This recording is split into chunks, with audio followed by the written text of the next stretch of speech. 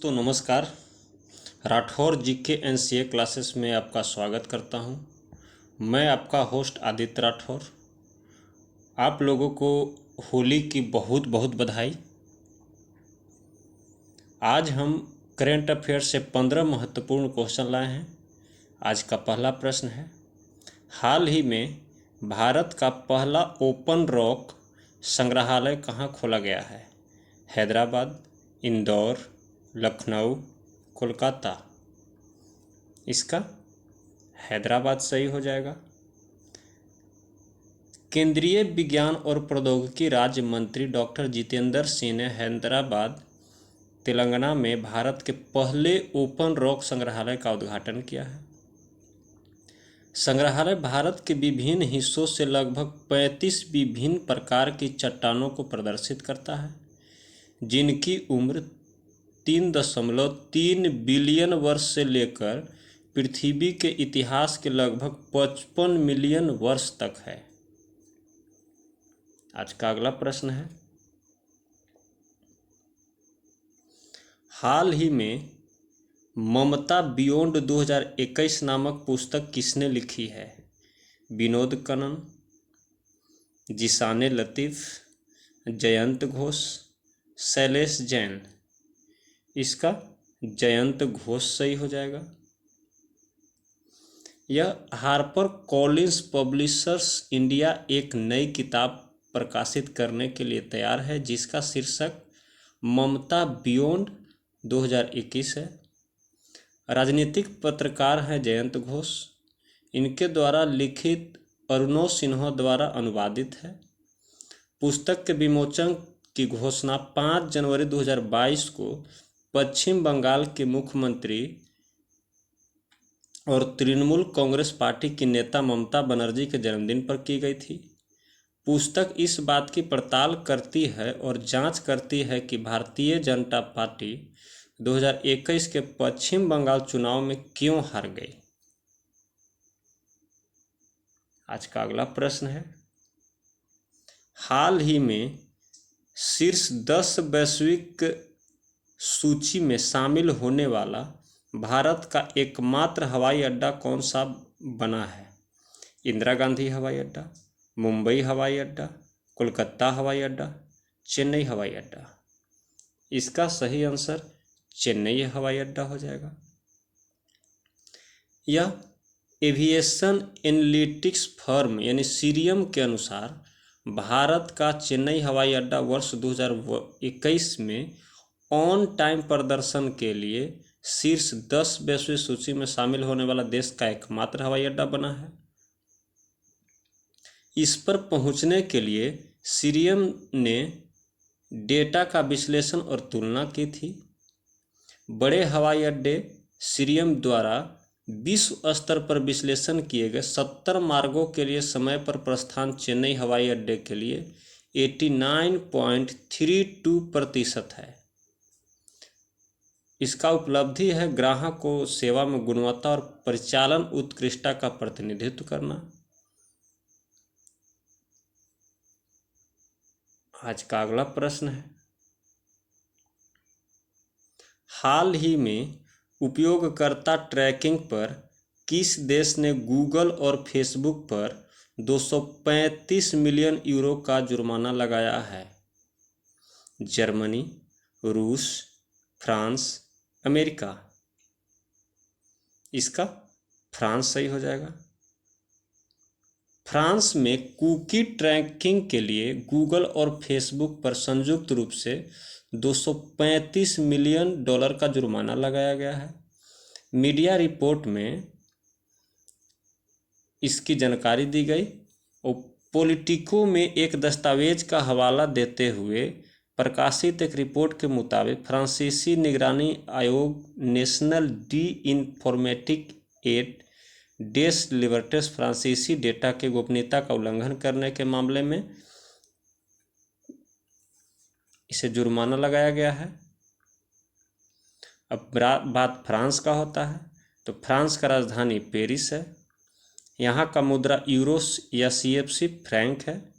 यहाँ के राष्ट्रपति इमैनुअल मैक्रोन हैं और प्रधानमंत्री हैं जीन कास्टेक्स।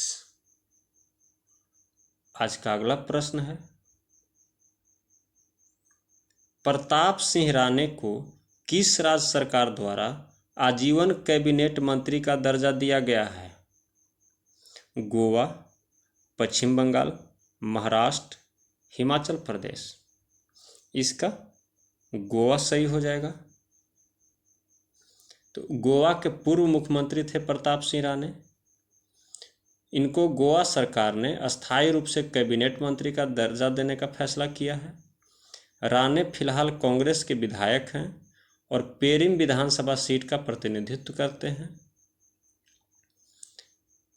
और यह गोवा के विधानसभा में पूर्व स्पीकर भी रह चुके हैं।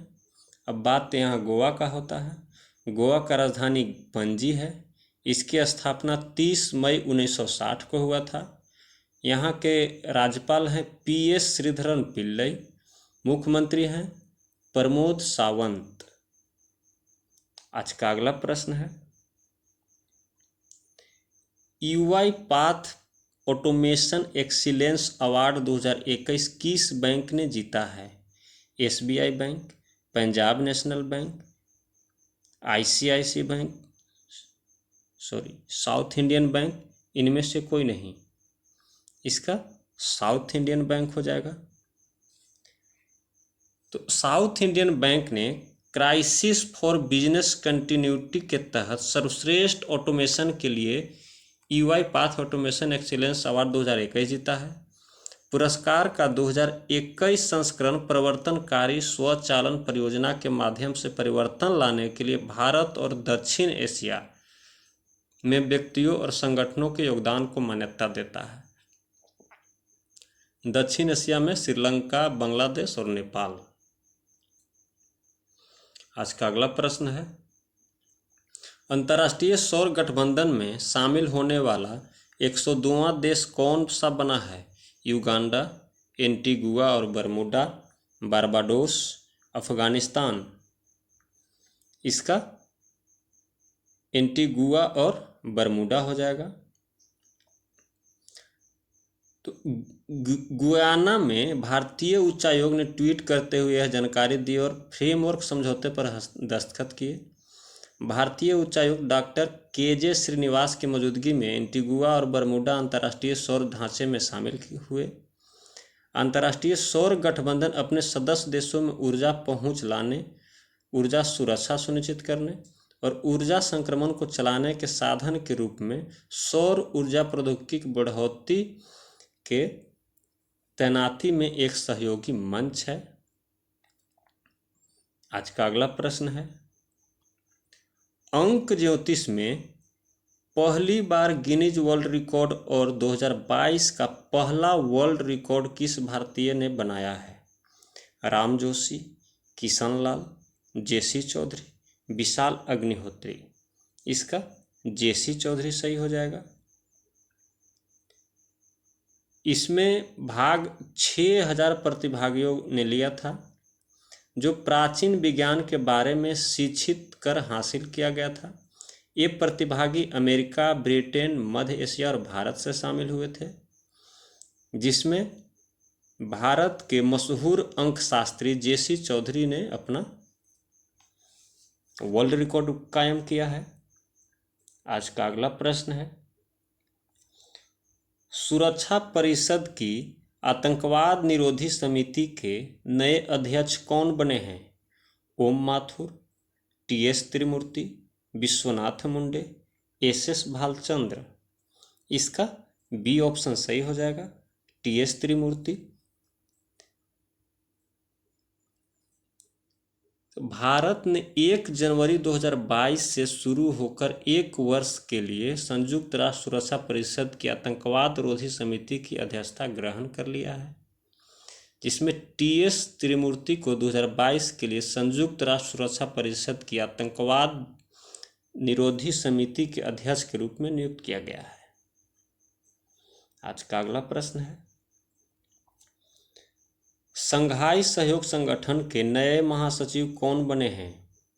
Jhang Ming, Vladimir Putin, Joe Biden, Xi Jinping. इसका झांग मिंग सही हो जाएगा। यह चीन के वरिष्ठ राजनयिक हैं जो शंघाई सहयोग के नए महासचिव का प्रभार संभाले हैं। वह 3 वर्षों तक इस पद पर रहेंगे। मिंग इससे पहले यूरोपीय संघ में भी चीन के राजदूत थे। उन्होंने व्लादिमीर नोरोव से महासचिव का प्रभार संभाला है। आज का अगला प्रश्न है, हाल ही में सभी प्रारूपों में भारत का प्रतिनिधित्व करने वाली सबसे कम उम्र की क्रिकेटर कौन बनी है? दीप्ति शर्मा, शेफाली वर्मा, शिखा पांडे, प्रिया पुनिया। इसका शेफाली वर्मा सही हो जाएगा, जो मात्र 17 वर्ष की उम्र में T20 वनडे और टेस्ट खेलने वाली दुनिया की पहली सबसे कम उम्र की महिला बनी है। इनका जन्म 28 जनवरी 2004 को हरियाणा के रोहतक में हुआ था। आज का अगला प्रश्न है, प्रतिवर्ष विश्व चॉकलेट दिवस कब मनाया जाता है? 7 जुलाई, 12 जुलाई, 22 जुलाई, 24 जुलाई। इसका 7 जुलाई सही हो जाएगा। अब 12 जुलाई को राष्ट्रीय सादगी दिवस मनाया जाता है। 22 जुलाई को राष्ट्रीय झंडा अंगीकरण दिवस मनाया जाता है। 24 जुलाई को आयकर दिवस मनाया जाता है। आज का अगला प्रश्न है, किस शहर में दुनिया का तीसरा सबसे बड़ा क्रिकेट स्टेडियम बनेगा? मुंबई, जयपुर, कानपुर, पणजी। इसका जयपुर सही हो जाएगा, जो राजस्थान का राजधानी है। सबसे नंबर 1 पर कहेगा तो नरेंद्र मोदी स्टेडियम अहमदाबाद हो जाएगा। दूसरा MCG हो जाएगा, ऑस्ट्रेलिया का ग्राउंड। और तीसरा जयपुर में बनेगा। दोस्तों, जो मेरे चैनल पे पहली बार आए हैं कृपया सब्सक्राइब कर लें, और जो सब्सक्राइब कर लिए हैं वह लाइक, शेयर और कमेंट करना ना भूलें। और कमेंट करके हमें ज़रूर से ज़रूर बताएं कि आपने 15 में कितने क्वेश्चन सही किए हैं। आज का अगला प्रश्न है, हाल ही में कौन भारतीय मूल के शतरंज खिलाड़ी दुनिया के सबसे युवा ग्रैंड मास्टर बने हैं? मनोज कौशिक, रविंद्र कृपाल, मनीष शर्मा, अभिमन्यु मिश्रा। इसका अभिमन्यु मिश्रा सही हो जाएगा, जो मात्र 12 वर्ष 4 मंथ 25 दिन में यह उपलब्धि हासिल की है। यह भारतीय मूल के अमेरिकी नागरिक हैं। आज का अगला और आखिरी प्रश्न है, किस राज्य सरकार ने हाल ही में शिक्षा के क्षेत्र में आपदा प्रबंधन को अनिवार्य विषय बनाने की घोषणा की है? उड़ीसा, मेघालय, असम, बिहार। इसका उड़ीसा सही हो जाएगा। अब उड़ीसा का जिक्र हुआ है तो उड़ीसा का राजधानी भुवनेश्वर है। इसकी स्थापना 1 अप्रैल 1936 को हुआ था। यहाँ के राज्यपाल हैं गणेशी लाल और मुख्यमंत्री हैं नवीन पटनायक। इसी के साथ आज का वीडियो यहीं पे समाप्त होता है और आप सभी को होली की बहुत बहुत हार्दिक शुभकामनाएं। और आज का वीडियो यहीं पे समाप्त करते हैं। जय हिंद, जय भारत।